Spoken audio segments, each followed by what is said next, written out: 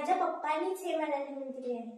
ते म्हणाले, तू सावित्रीची लेक आहेस, त्यांचा वारसा चालवण्याचं काम तुझं आहे। माझ्या माता भगिनींनो, तुम्हाला हे माहित आहे का, तुम्ही आज ज्या मार्गशीर्ष महिन्यातील महालक्ष्मीच्या पोथ्या वाचत आहात ना, त्या वाचण्याचा तुम्हाला अधिकारच नव्हता। नाही, तुम्हाला तर शाळेत जाण्याचाच अधिकार नव्हता, मग तुम्ही वाचणार कुठून?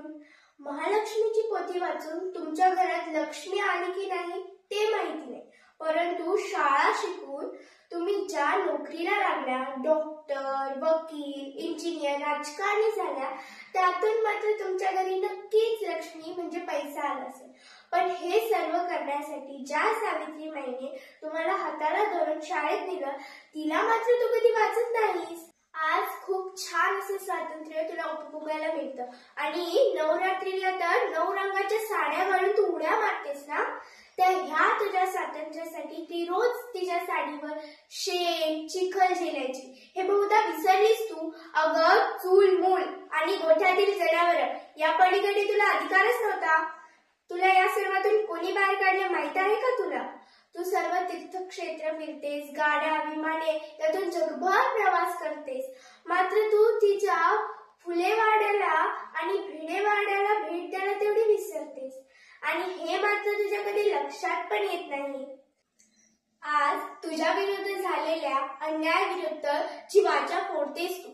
स्त्रियांनाही समान अधिकार आहे हे रोखठोकपणे बोलतेस तू। आकाशाला गवसणी घालण्याची जी स्वप्न बघतेस तू, हे सर्व कुणामुळे शक्य झालं? त्या सावित्रीबाईने तुला बोटाला धरून धडे गिरवायला शिकवले म्हणूनच ना, मग त्याची डोळ्यावर पट्टी बांधलीस का तू?